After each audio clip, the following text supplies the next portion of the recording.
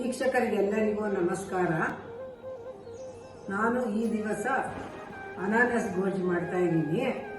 ಮಧ್ಯದಲ್ಲಿ ಸ್ವಲ್ಪ 2 ವಾರ ನಾನು ಮಾಡೋಕ್ಕಾಗಲಿಲ್ಲ. ಗೋಕರ್ಣಿ ಹಬ್ಬದಲ್ಲಿ ಸ್ವಲ್ಪ ದೇವರ ನೈವೇದ್ಯಕ್ಕೆ ಮಡಿನಲ್ಲಿ ಆಗಬೇಕಾಗಿತ್ತು ತಿಂಡಿಗಳೆಲ್ಲನೂ, ಅದಕ್ಕೋಸ್ಕರ ನಾನು ಮಾಡೋಕ್ಕಾಗಿರಲಿಲ್ಲ. ಇವತ್ತು ಅನಾನಸ್ ಗೊಜ್ಜು ಮಾಡಿ ತೋರಿಸ್ಬೇಕು ಅಂತ ಇದ್ದೀನಿ. ನಮ್ಮನೆಯಲ್ಲಿ ಮಾಡೋ ರೀತಿನಲ್ಲಿ ಮಾಡ್ತಾ ಇದ್ದೀನಿ. ಇದು ಅನಾನಸ್ಸು, ಇದು ಎಣ್ಣೆ ಒಗ್ಗರಣೆಗೆ, ಆಮೇಲಿಂದ ಹುರ್ಕೊಳ್ಳೋಕ್ಕೆ ಸಾಸಿವೆ, ಉಪ್ಪು, ಬೆಲ್ಲ, ಹುಣಸೆಹಣ್ಣು ರಸ ಮಾಡಿ ಇಟ್ಕೊಂಡಿದ್ದೀನಿ.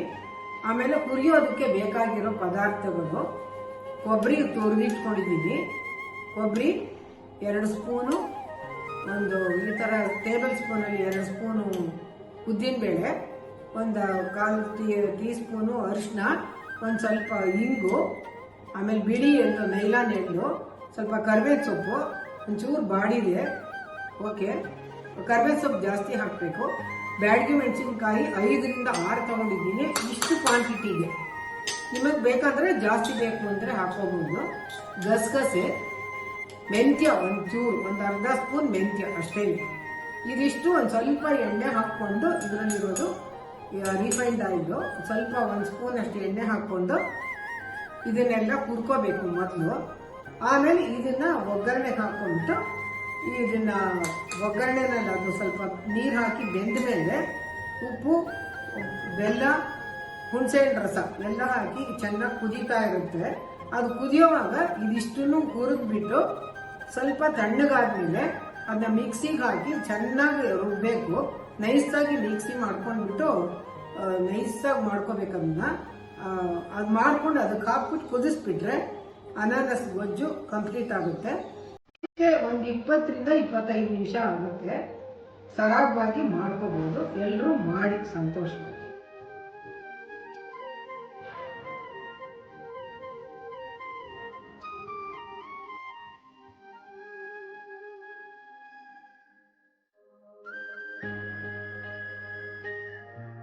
ಮಾಡ್ತಾ ಇದ್ದೀನಿ. ಸ್ವಲ್ಪ ಬಾಣಲೆ ಬಿಸಿ ಆಗಲಿ.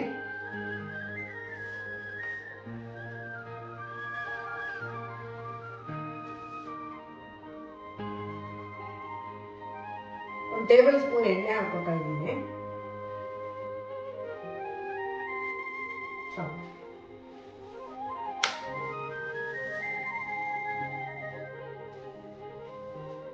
ಇದೆಲ್ಲಾನು ಒಂದೊಂದಾಗಿ ಹಾಕೊಂಡ್ಬಿಟ್ಟು ಹುರ್ಕೊಳ್ಳೋದು.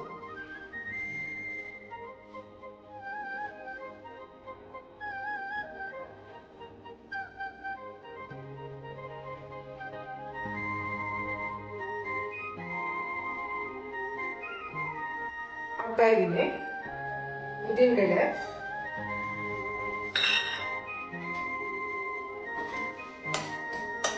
ಒಂಚೂರು ಬಿಸಿ ಆಗಬೇಕು.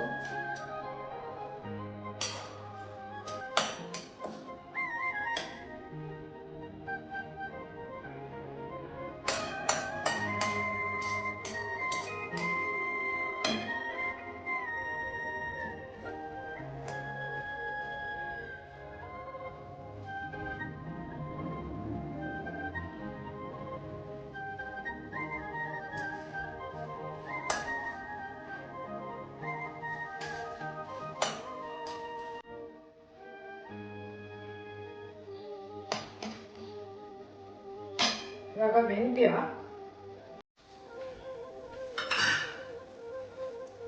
ಗಸಗಸೆ, ಎಳ್ಳು,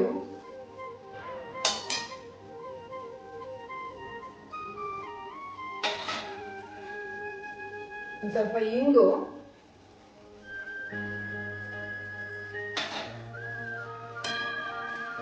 ಸ್ವಲ್ಪ ಹುಳಿ ಕಮ್ಮಿ ಮಾಡಬೇಕು.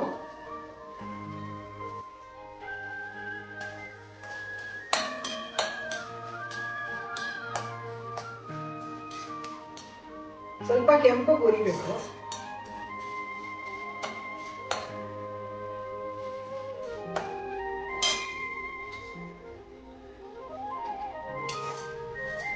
ಈಗ ಬ್ಯಾಡಗಿ ಮೆಣಸಿನಕಾಯಿ ಹಾಕ್ಕೊತಾ ಇದ್ದೀನಿ.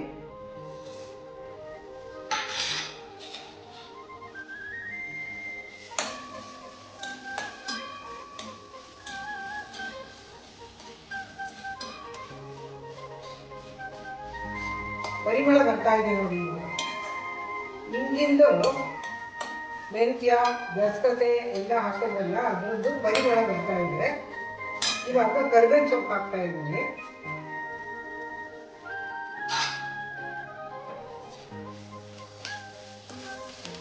ಅದೊಂದು ಸ್ವಲ್ಪ ಕರಿಬೇವು ಸೊಪ್ಪು ಹಾಕಿದ ತಕ್ಷಣ ಚಟಪಟ ಆಗುತ್ತೆ.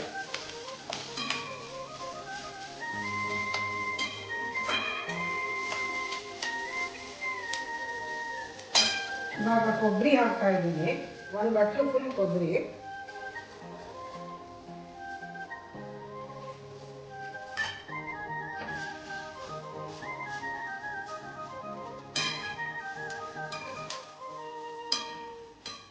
ಪರಿಮಳ ತುಂಬ ಚೆನ್ನಾಗಿ ಬರ್ತಿದೆ. ಕೊಬ್ಬರಿ, ಕರಿಬೇವು ಸೊಪ್ಪು, ಇಂಗು, ಎಳ್ಳು, ಗಸಗಸೆ, ಉದ್ದಿನಬೇಳೆ ಎಲ್ಲ ಹಾಕೋದ್ವಲ್ಲ, ಎಲ್ಲದರದ್ದು ಪರಿಮಳ ತುಂಬ ಚೆನ್ನಾಗಿ ಬರ್ತಾ ಇದೆ.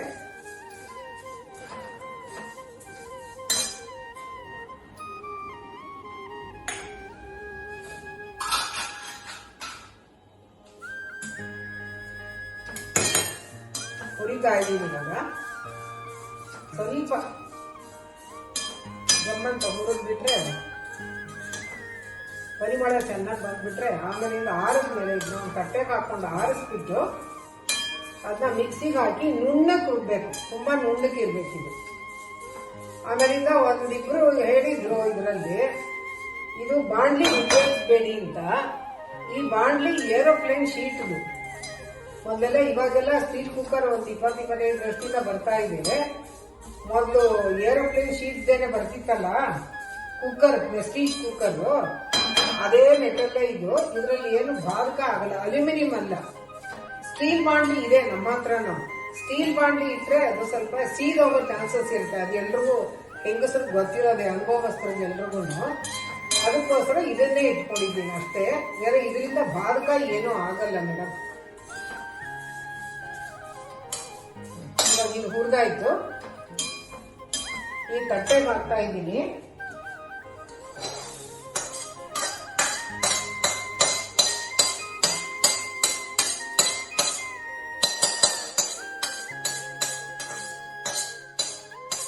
ಎಣ್ಣೆ ಹಾಕ್ತಿದ್ದೀನಿ ಅನಾನಸ್ ಎಲ್ಲ ಬಾಡಿಸ್ಕೊಳಕ್ಕೆ. 1 ಸ್ಪೂನ್ ಅಷ್ಟು ಎಣ್ಣೆ ಹಾಕಿದ್ದೀನಿ ಅಷ್ಟೇ, ಜಾಸ್ತಿ ಇಲ್ಲ. ಇದಕ್ಕೇನು ಜಾಸ್ತಿ ಎಣ್ಣೆ ಬೇಕಾಗಲ್ಲ. ಸಾಸಿವೆ ಹಾಕ್ತಾ ಇದ್ದೀನಿ. ಚಟಪಟ ಸೌಂಡ್ ಬರ್ತಾ ಇದೆ.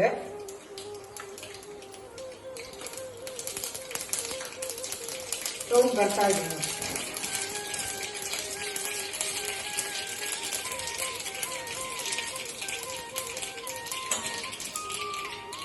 ಇವಾಗ ಅನಾನಸ್ ಸಣ್ಣಗೆ ಹೆಚ್ಚಿಟ್ಕೊಂಡಿದ್ವಲ್ಲ ಅದನ್ನ ಹಾಕ್ತಾ ಇದ್ದೀನಿ. ಸಣ್ಣ ಅನಾನಸ್ ತಗೊಂಡಿದ್ದೆ ಅಷ್ಟೇ. ಒಂದು ಈ ಥರ ಡಬ್ಬಿನಲ್ಲಿ ಒಂದಾಗಿತ್ತು ಅಷ್ಟೇ.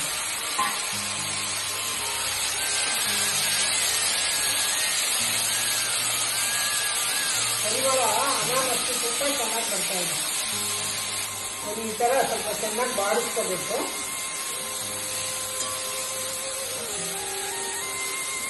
ಒಂದು 5-6 ನಿಮಿಷ ಬಾಡಿಸ್ಕೊಂಡ್ಬಿಟ್ಟು ಆಮೇಲೆ ಸ್ವಲ್ಪ ನೀರು ಹಾಕ್ಬೇಕು ಬೇಯಕ್ಕೆ.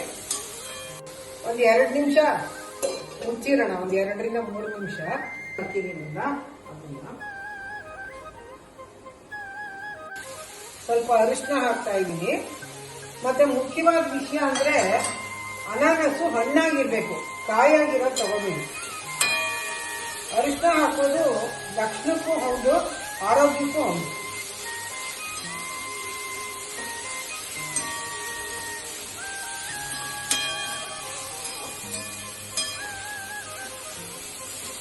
ಇವಾಗ ಒಂದು ಸ್ವಲ್ಪ ನೀರು ಹಾಕ್ಬಿಟ್ಟು ಒಂದು ಸ್ವಲ್ಪ, ತುಂಬ ಇಲ್ಲ, ಒಂದು ಅರ್ಧ ಲೋಟ ಅಷ್ಟು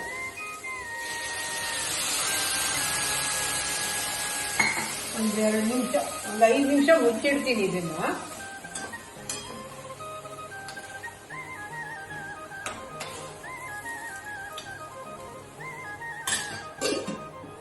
ಇವಾಗ ಆರಿದೆ ಇದು.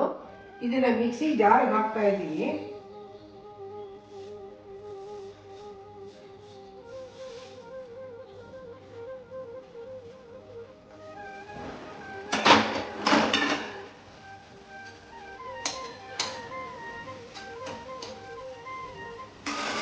ಸ್ವಲ್ಪ ನೀರು ಹಾಕ್ತೀನಿ.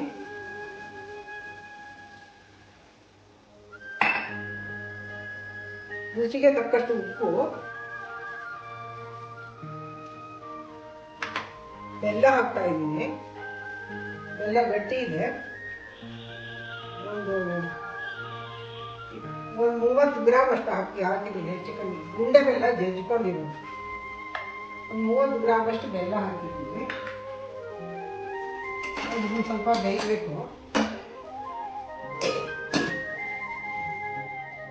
ಸ್ವಲ್ಪ ನೀರು ಹಾಕ್ಬಿಟ್ಟು ನೈಸಾಗಿ ರುಬ್ಕೋಬೇಕು.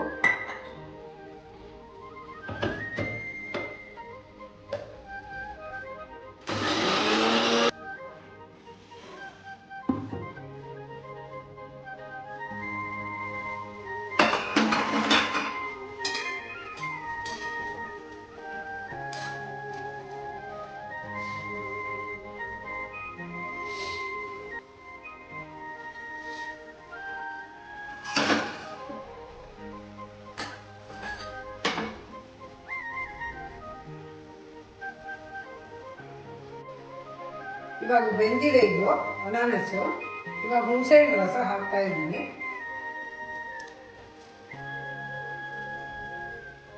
ಇದೊಂದು ಸ್ವಲ್ಪ ಇತ್ತು.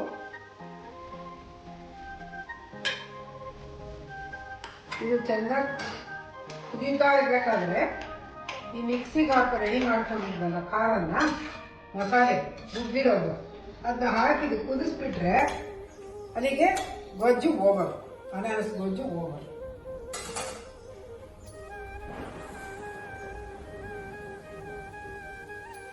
ಮನೇಲಿ ಆರಾಮಾಗಿ ಮಾಡ್ಕೋಬಹುದು. ವೀಕೆಂಡಲ್ಲಿ ಹಬ್ಬ, ನಾಳೆ ಇನ್ನೇನು ಗೌರಿ ಹಬ್ಬ, ಹಬ್ಬಗಳಲ್ಲಿ ಮಕ್ಕಳೆಲ್ಲ ಮನೇಲಿ ಇರ್ಬೇಕಾದ್ರೆ ಖುಷಿಯಾಗಿ ತಿಂತಾರೆ. ಬರೀ ಸಕ್ಕರೆ ಹಾಕೊಂಡು ಜ್ಯೂಸ್ ಮಾಡೋಕ್ಕಿಂತ ಇದನ್ನ ಚಪಾತಿಗೂ ನೆಂಚ್ಕೋಬಹುದು, ಅನ್ನಕ್ಕೆ ಕಲ್ಸ್ಕೊಳ್ಳೋಕ್ಕೂ ತುಂಬಾ ಚೆನ್ನಾಗಿರುತ್ತೆ. ಒಳ್ಳೆ ಪರಿಮಳ ಇದೆ, ಇದರದ್ದು ಒಳ್ಳೆ ಪರಿಮಳ ಬರ್ತಾ ಇದೆ. ಇವಾಗ ಖಾರ ಹಾಕ್ತಾ ಇದ್ದೀನಿ.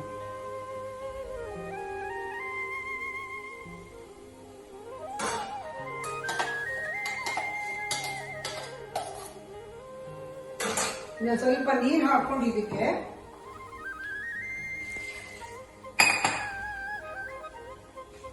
ಹಾಕೊಂಡು ಇದಕ್ಕೆ ಹಾಕಿ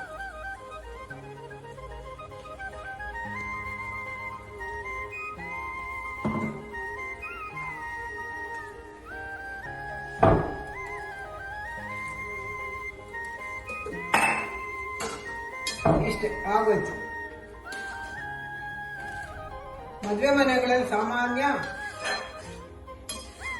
ಮಾಡ್ತಾರೆ. ಮನೆಗಳಲ್ಲೂ ಹಬ್ಬ ಹರಿಗಳಲ್ಲಿ ಎಲ್ಲರೂ ಮಾಡ್ಕೊಳ್ಬೋದು. ಖುಷಿಯಾಗಿ ಮಾಡ್ಕೊಳ್ಳಿ, ಸಂತೋಷವಾಗಿ ಮಾಡಿ, ಎಲ್ಲರೂ ಸರಿಯಿರಿ. ದೇವ್ರು ಎಲ್ರಿಗೂ ಆಯುಸ್ಸು ಆರೋಗ್ಯ ಎಲ್ಲ ಕೊಟ್ಟು ಭಗವಂತ ಚೆನ್ನಾಗಿಟ್ಟಿರ್ಲಿ ಎಲ್ರಿಗೂ.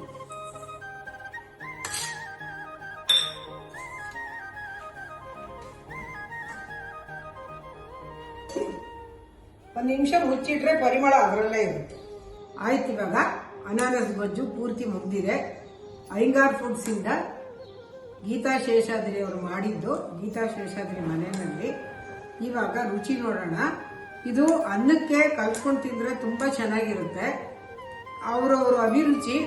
ದೋಸೆ, ಚಪಾತಿ, ಇಡ್ಲಿ, ರೊಟ್ಟಿ ಎಲ್ಲದಕ್ಕೂ ಸೈಡ್ ಡಿಶ್ ಆಗಿ ಉಪಯೋಗಿಸ್ಬೋದು.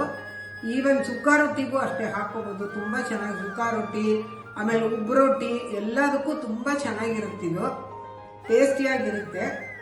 ನೀವು ಮಾಡಿ ಮನೆಯಲ್ಲಿ ಎಲ್ಲರೂ ಕುಟುಂಬ ಸಮೇತರಾಗಿ ಮಾಡಿ ಸಂತೋಷವಾಗಿ ಮಾಡಿ ತಿನ್ನಿ, ಎಂಜಾಯ್ ಮಾಡಿ. ಬೇಕಂದ್ರೆ ಲಂಚ್ ಬಾಕ್ಸ್ಗೂ ತಗೊಂಡು ಹೋಗ್ಬೋದು. ಚಪಾತಿ ದೋಸೆಗೆಲ್ಲ ಲಂಚ್ ಬಾಕ್ಸ್ಗೂ ತಗೊಂಡು ಹೋಗ್ಬೋದು. ಸ್ವಲ್ಪ ಬಿಸಿ ಇದೆ, ಸ್ವಲ್ಪ ಟೇಸ್ಟ್ ಮಾಡೋ ಸಮಯ ಬಂದಿದೆ. ಅವರು ಜಯರಾಮ್ ಸರ್ ಅವರು ಸ್ವಲ್ಪ ಬ್ಯುಸಿ ಇದ್ದ ಕಾರಣ ಅವರು ಬರಕ್ಕಾಗಲಿಲ್ಲ, ಅದಕ್ಕೆ ನಾನೇ ಮಾಡಿದ್ದು. ಇವಾಗ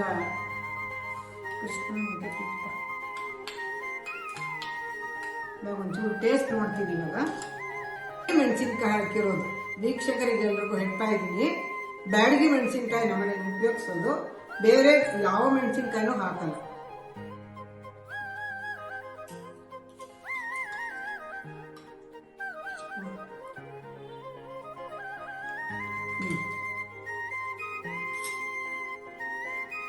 ಬೇಕಂದ್ರೆ ಇನ್ನೊಂದು ಸ್ವಲ್ಪ ಉಪ್ಪು ಹಾಕೋಬಹುದು.